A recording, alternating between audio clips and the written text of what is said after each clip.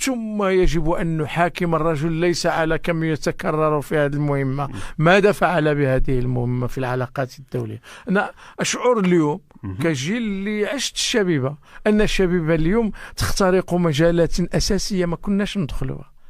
ماشي كندافع، أنا خصني ندافع لأنه من الأخلاق ومن أخلاق المسؤولية أنني كاين في واحد القيادة وأنني ما نطعنهاش، وأنني نتحمل المسؤولية فيها، وأنني خصني نكون عندي الجرأة والشجاعة، ماشي اللي خايبة نسميوها في الكاتب الأول واللي زوينة ديالنا. مشينا الأممية الاشتراكية جبناها للرباط، حضروا 3 المؤتمرات غزال هذاك الشيء، ولكن ما نبينوش.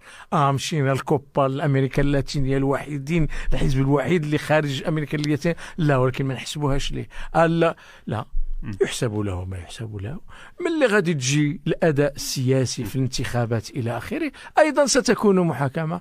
قل لي شي مرة ما كانش عندنا شي اهتزازات لا في الولاية الأولى ولا الثانية ولا الثالثة، غير هذه الله دوزنا واحد الهزة وكذا، واللي قبل منها هزة وبيانات وصراع وتصريحات وكذا، وكانوا إخوان اللي كانوا هازين الراية ديال الانتقاد وراهم لازالوا يواصلون المهمة.